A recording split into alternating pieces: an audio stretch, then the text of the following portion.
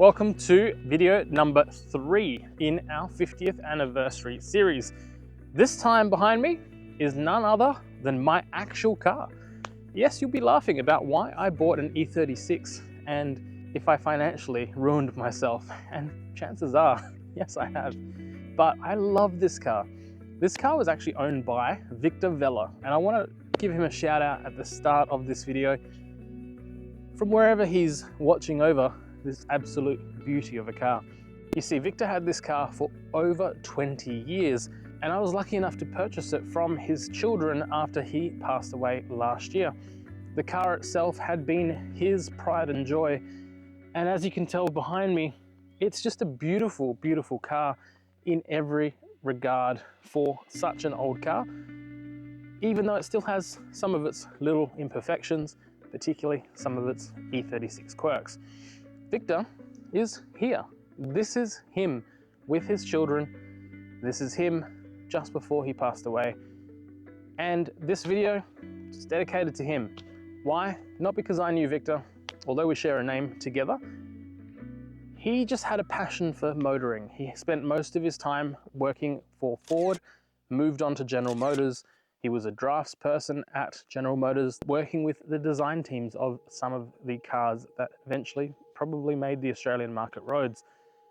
But most of all, Victor was a car enthusiast. He loved his BMW, and it meant more to him than just a car.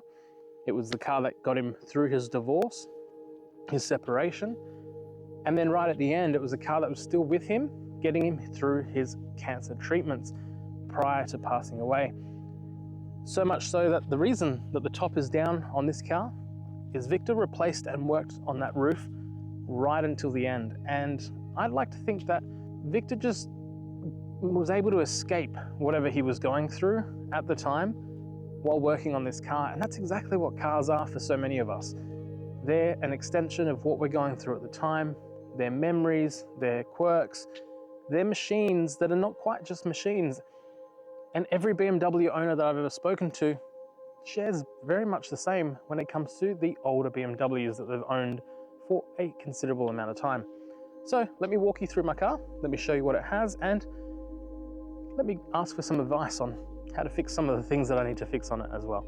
Now, under the bonnet, the car itself has an M50 B25 engine. The engine itself is an inline-six. It was capable of producing 141 kilowatts of power and 245 Newton meters of torque in its time. Now, since '94, this car has lived a little, and like most cars, it's definitely not the fastest on the road, but one of the joys of driving this car that I just can't express anymore is just how fun it is just to drive and cruise. Like, I don't have to be going fast. It just feels like the ultimate driving experience, something that BMW has long promoted as their ultimate driving machines of being capable to deliver. There's a few things that I need to fix around the engine. Namely, there's a gasket here that I need to work out how to correctly clamp it. There's a couple of hoses that I think potentially might be on their way out. The cooling system, thankfully, although quite common to be something that needs to be replaced on these, is actually doing all right. There's a bit of paint there that I probably just need to tidy up and fix up there. A few things to kind of replace or just touch up over time, and some rubbers that are either melting or just aging. I'm not really sure which of the two they are doing just there. But the engine itself, surprisingly, doesn't really have any issues. It's smooth, it's comfortable, and this particular car is paired to an automatic transmission. I wish I would have found a manual. I think it just would have added to the sound, to the experience of shifting gears, especially on windy roads.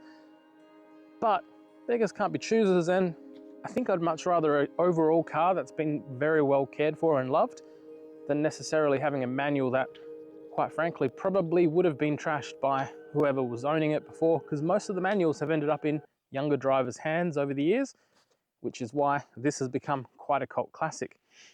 Now, minus the things that do need to be attended to, the rest underneath is pretty good.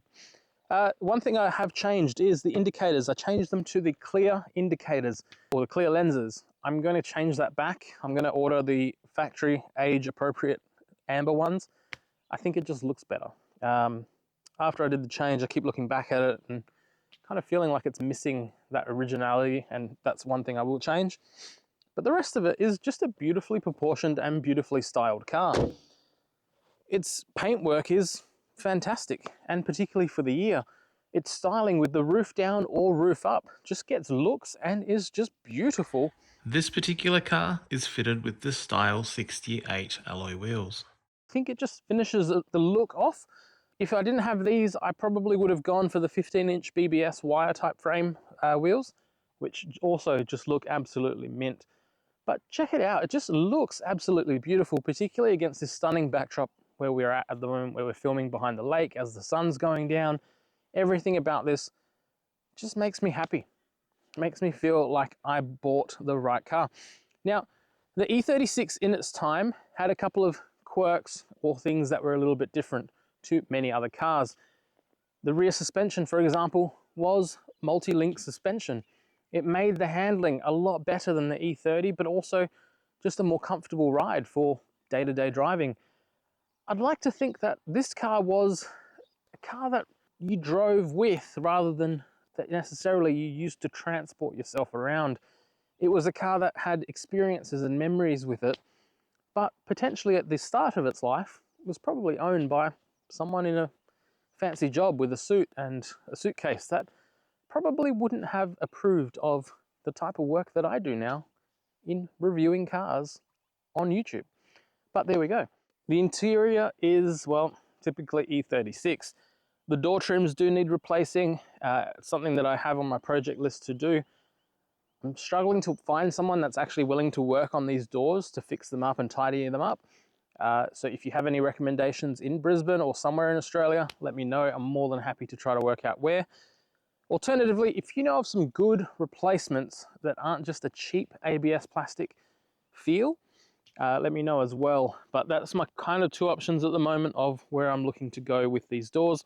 The electrics all work, which is a real godsend, because anything old with electrics, there's just a bit of a pain to try to diagnose and work out what's gone wrong. And as you'll see from the leather seats are still in pretty good condition. They've been really well maintained, but certain things like these plastic kick panels, they're deteriorating, and I will be replacing those in the near future as well. The cool thing with the seat though, is for the most part, it's in good condition. The back of the seat, however, is aging and is something that is going to need to be attended to and replaced. So that will be one of the many jobs that I have. But it has what they called intelligent seats at the time, and they were a manual adjustment. You could use these levers here and they would give you multiple positions where you could place the seat to just basically be exactly where you needed it to be. And that made it really, really convenient for all BMWs, not just the 3 Series, but it was a fantastic seat design there. The steering wheel does have a cover over it, but the actual steering wheel leather underneath is immaculate, probably because it had a cover over it. So that's one thing that won't get changed. Let me show you the back seats.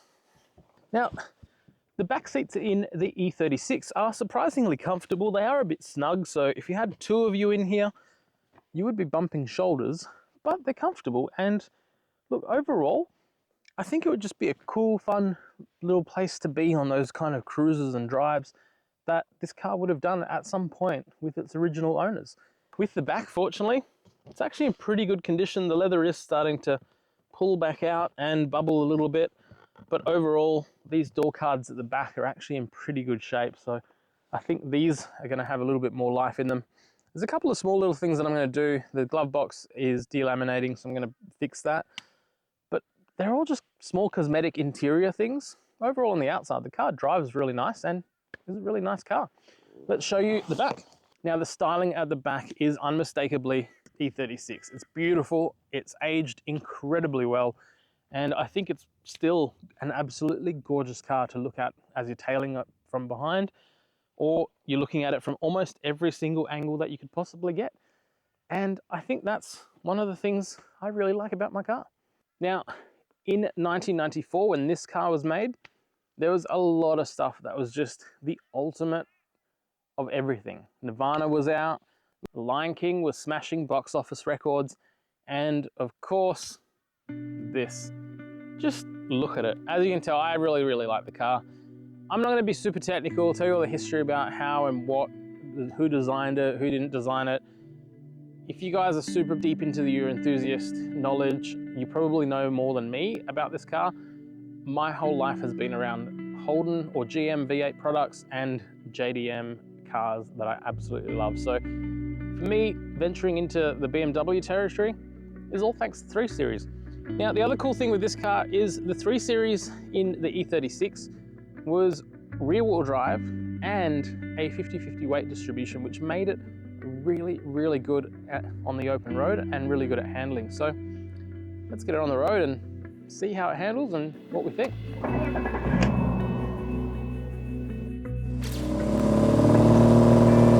Now this car, it's a automatic transmission, super smooth, and look, as much as I would have loved an auto, the automatic does a fantastic job at just making this an absolute beautiful drive, comfortable and fun regardless of where I'm going and what I'm doing.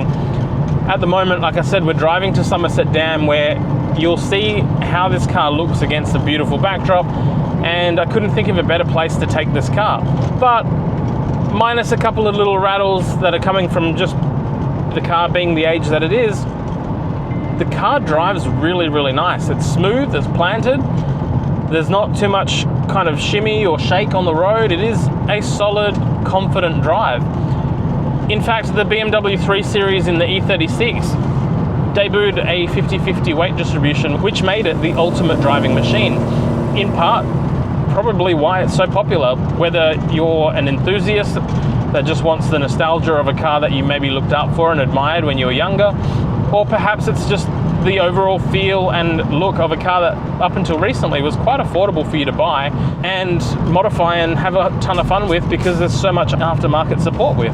The other thing with this car is it's on the cusp of being an affordable classic that you can daily to very soon being a car that you can no longer afford to buy unless you're past a certain income, because the popularity of them is making them very expensive to get, when particularly if you find one that is in good condition and hasn't been incredibly modified by the previous younger owners who perhaps didn't treat the car with as much love and respect and comfort as you could. Now, there's a lot of cosmetic things around the body of this car that I would love to fix, or that I feel like I should fix. Mainly, it's the interior. The glove box is starting to lift a little bit. I'll probably just source another glove box. The seats have been meticulously maintained, so they're actually in pretty good condition for their age, and they're the genuine original leather seats that came with this car. The carpets probably need a really good clean, potentially a replacement. The outside, the paintwork is fine. It will need a general maintenance buff and polish over time, but that's it. And this window sounds like a rattle gun when it gets right to the top and sometimes doesn't want to go back up.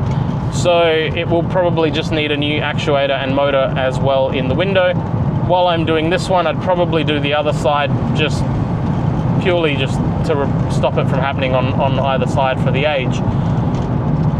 Outside of that, the car is fine.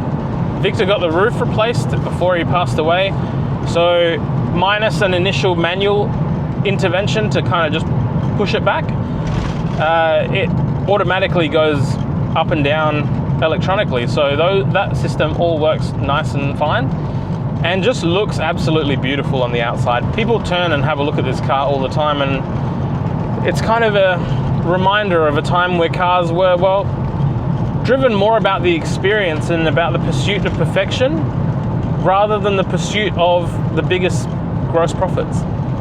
And I say that because, well, you had a mass amount of variations in the E36 range, from the 316 all the way through to the M3, and almost every variation was award-winning in most of the key markets that the car actually sold in. And for the lifespan of that model, it just felt everything about a driving experience that you would have wanted to have.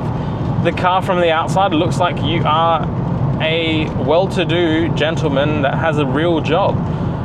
Perhaps you're an insurance salesman, or perhaps you're a finance broker.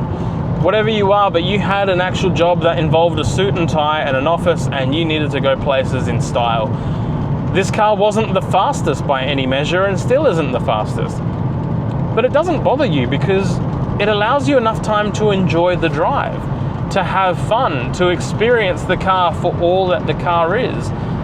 And I think that's what makes it really, really enjoyable as a car to drive. So that in itself is beautiful.